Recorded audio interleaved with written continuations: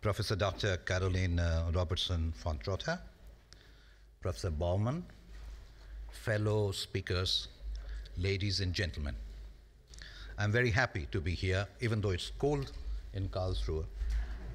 But I'm very happy to be here in this 16th Karlsruher Gespräche über das Thema alles in Ordnung, Neue, Unübersichtlichkeiten in einer globalisierten Welt.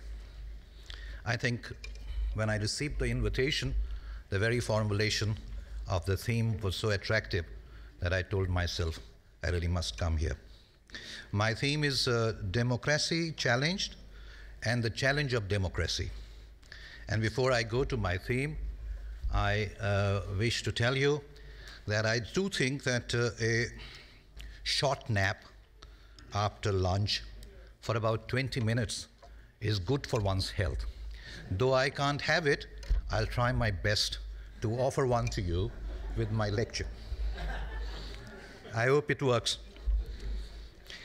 More seriously, I wish to argue under the title, Democracy Challenged and the Challenge of Democracy, that both challenges to democracy within democratic societies that we see in different parts of the world, challenges to democracy within democratic societies, and the challenges that democracy provides to non-democratic societies. That also we see in different parts of the world. We need to pay attention to both. We need to pay attention to both for analysis on and for corrective action. Because in this age of openness, with all uncertainty, if we want to find out how we are going to live in this world where the context is provided by globalization, which offers challenges, risks, as well as opportunities. Ladies and gentlemen, this is very broadly my theme, and I shall like to develop it in the course of the 22 minutes that I have been given. I have been told that I'll be shown some colors, and I've already shared with her that I'm colorblind, so please, please don't mind if I carry on after 20 minutes. You will have I hope I will have your understanding. Let me start with this. I live in Calcutta, where the weather at the moment is rather nice. A young man from Berlin, a German fellow, came to Calcutta early 2011, and I'm not making up this story, this indeed happened. And I felt for many reasons verantwortlich to take him around, to show him around, and I showed him several places in Calcutta. I showed him, for instance, Fort William. I showed him Writers' Building. Now, for those who may not know, Fort William is the place from where, so to speak, British colonial empire in Asia, or in larger context, was created. I showed him Writers' Building, from where the British controlled the empire, and it was the administrative office of the empire, and which now serves the Writers' Building, which now serves as the building for the state government of West Bengal. I showed him neither the gravity of history nor the impressive facade of Writers' Building impressed this young German. And what impressed him, indeed, were the slogans which were written all over our city on the walls of houses, and these were political slogans. He looked at me and said, "Surendra, how very nice to see such great political engagement in this city." He was excited about that. Now, I must tell you, why were there so many slogans on the houses, political slogan on the houses of Calcutta? Because West Bengal, which is the capital of the state called West Bengal, was getting ready for state assembly elections. And this election was a very historical event. I had to explain this to him. It was historical event because a government under the name Left Front government had ruled Calcutta West Bengal, for more than 33 years. I have really no way of knowing why Ripley has not put it on world record. And through elections, this left front government, dominated by Communist Party of India, Marxist, had won election after election after election and stayed in power for more than 33 years. And now this time it was being challenged by a determined woman. Women can be fairly determined, as we see from the person who's running this conference, by a very determined person who was out to throw them out of the office. She finally did. She finally did. And therefore, you can imagine intensity of political mobilization, which one saw on the streets of Calcutta, which impressed my German friend. Now, what I want to say is that this situation of left front ruling West Bengal for so long has to be understood not in the context of economic development that took place in West Bengal. On the contrary, the state of West Bengal underwent massive decline during the rule of 33 years. Then why did they hold on to power for so long, which was a question for political analysis, in which several political scientists, including myself, took part to understand. And the conclusion to which we came was they could rule so long because politics in the factional sense had infused through the party into all spheres of life, leaving no sphere untouched, including economic and social. And because there was a party machinery at work, the encroachment meant the party could control the behavior of the people, including the political behavior, which meant they could go and vote for it. Now, why did they lose power? Because the determined woman that I talked about, she exposed this and also exposed some of the mistakes this government made during the last months, in which I don't need to go. Now, the point I'm making is the intrusion of politics through a situation where democracy prevails through electoral politics had perversive effects. And please, if I might, and those of you who are in Germany are well aware of the apparatus of a party that worked in DDR and Eastern Europe. You're familiar with this, though of course the former chief minister, left front, had said once when there were problems in Eastern Bloc, why are these people worried about elections? One can stay in power even with elections. Now, I would leave the subject there and try to argue that kindly shift your focus from West Bengal and my German friend and think of the situation in this part of the world or in more affluent societies like North America and so on. The withdrawal from politics is another factor that has to be taken into account. Namely, on the one hand, intrusion of politics, on the other, withdrawal. Charles Meyer has written an article recently under the title Democracy and Its Discontents, using data from multiple sources, in which he has highlighted that the manner in which disgust with politics and political leadership has meant withdrawal on the part of citizens in different parts of the world. And the data may differ, but withdrawal from politics in democratic societies, he calls it civil or even moral crisis. Now, if that is the case, I asked myself whether in West Bengal or in other parts of the world, whether intrusion or withdrawal, where is the sense of politics in the Western thought? Let us say in the writing of the Greek minds. Originally, polis or civitas related to citizens. Governance of the community was important for Plato as well as Aristotle. In politics, Aristotle sees politics in the concern for perfecting man through law and justice. Man cannot live in isolation, argues Aristotle, but man separated from law and justice is the worst of animals. And you can't fault Aristotle on at least deductive logic, and therefore the argument that you cannot live in isolation, you must live together, and in order to live together you must have justice and you must have law, was important for him, and the administration of city-state was important for him. Devaluation of politics, when it has lost its original meaning of perfecting man by virtue of social living, thinking in terms of perfecting state, devaluation is a challenge to democratic societies all over the world.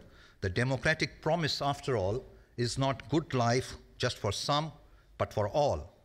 And I would argue not only this devaluation of the original sense of politics, but what has happened is principle of equality stands compromised. Income inequalities are rising across and within nations, and there is no clear indication, I can go into data, that democratic societies are doing better in this respect than non-democratic society. Paul Krugman has recently written an article that we are 99% is fine, but indeed we are 99.9% because much of the benefit has gone not to 1% but 0.1%. And these are the people who are not like Steve Jobs, who are innovators, but these are the people who are corporate bigwigs and financial wheeler dealers.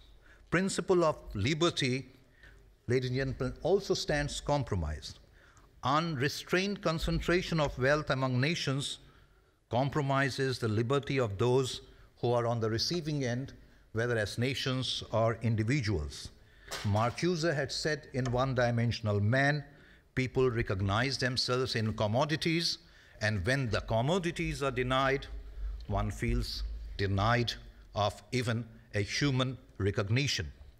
Another token of progress is the manner in which privacy of individuals has been compromised.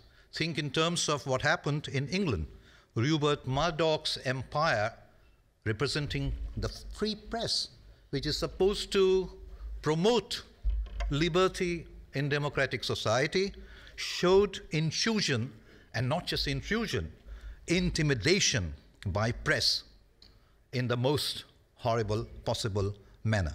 So, devaluation of politics, compromised principles of equality and liberty have no wonder created disillusionment and solace in private world, which gets reflected in a country which is poor, in struggle for survival, in a country which is affluent, in craving for more and more and more. Now, not backing away, while Charles Mayer had said, is taking place every time. Think in terms of protests that are taking place.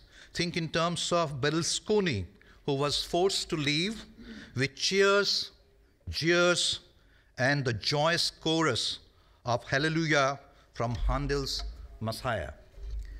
And indeed, what the people on Wall Street or what people in Rome are asking is not a revolutionary change. What they're asking is a dignified life where employment is assured or at least available, and a life where one can live with some kind of dignity. Now, protesters are protesting in US and Wall Street. Protesters are protesting in New Delhi, where, in order to highlight, India may be making progress, as you read in newspapers, but India happens to be also one of the most corrupt societies, which prompted a Gandhian like Hazare to go on fast in New Delhi against the kind of regime that we have. Now, I think I've given you some idea about the compromised status of democracy in democratic societies. Now, I think somewhere the problem lies in the manner in which we have conceptualized politics. Now, think of Max Weber, he was mentioned earlier, Politics als Beruf, in which he talks of politics in the context of the state, and the state is defined in the context of exclusive use of force. Think in terms of Carl Schmitt, Der Begriff des Politischen, 1932, in which he says, defines again politics in the context of states, and says the state can define, they can demand the readiness to die, and unhesitant will to kill enemies on the part of citizens.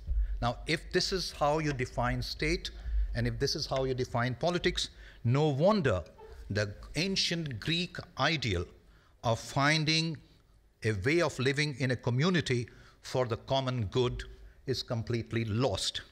No wonder that the normative element from politics has been taken out, and we talk in terms of only the means, and in the process, we come back to Aristotle. Remember what he had said, man can be the worst of animals as he can use arms for the worst possible ends. I think our history, our contemporary history, has proved him absolutely right as far as using arms for the worst possible ends is concerned. The other issue of democracy, of course, is widely known, the issue of representation. What happens if Berlusconi makes an empire for himself at the cost of the country? What happens if representatives make use of their position not for the community or for the citizens, for themselves? I would argue that yet another problem with democracy today is absence of ideology. The Neue, Mitte or neoliberalism of both sides have exhausted themselves. The Neue Mitte has exhausted itself, the neoliberalism has exhausted itself, and we need to really ask ourselves, how exactly are we going to think of democracy as a situation which is closer to the ideal of finding a society where individuals can perfect or move towards perfection. Now, but democracy is posing challenge to, I'm colorblind. Democracy is posing challenge in countries where democracy doesn't exist. Think in terms of the brave struggle of Suu Kyi in Myanmar. Think in terms of Arab uprisings which began in Tunisia with a street vendor setting himself to fire and who has now become a symbol of dignity. Think in terms of Tahrir Square, where people have come out and Tahrir Square has given rise to a moment where you ask, are you ready for a Tahrir Square? I think these challenges need not also be underestimated. And if that is the case, and indeed, hardly ever has a group of people gone out on street and raised slogans for, not for, but against democracy. So if we want democracy, we at the same time need to recognize there are flaws in democracy. And I would like to say this is the moment of reflection. We need to go back to Tolstoy, if you like. Tolstoy, whom Max Weber quoted in his famous lecture on politics, had asked, what shall we do and how shall we live? I think we need to go back to this question. With due apologies to Herr Baumann, I personally think when he says that this question is not so important, who will do it? I would argue this question is as important as when Tolstoy raised it.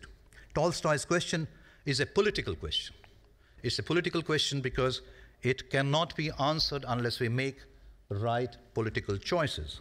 It is at the same time a moral question. It's a moral question because you cannot talk in terms of how shall we live and what shall we do unless you make moral choices. And these moral choices are important because not only a country, not only a group of people, but the entire humanity faces extinction by the very acts that we have committed on each other and on our planet. I think this is area for learning. I have no time. Otherwise, I would say that to leave everything to civil society will also not be right. Though, of course, I think civil society has a very important role to play because just as politics encroaching upon the domain of civil as well as economic is wrong, similarly, civil encroaching upon other domains will also not work. And in discussion, perhaps I can go to the experience of Poland and solidarity and try to argue with you how putting everything on the shoulders of civil society is not a good choice. Now, In making this moral choice, ladies and gentlemen, we need to be honest to ourselves. We need to ask ourselves, what exactly is it that we want and leave behind for our children, if we are going to leave anything behind for them. We need to act with responsibility, and this is a moral choice where both means as well as ends are important.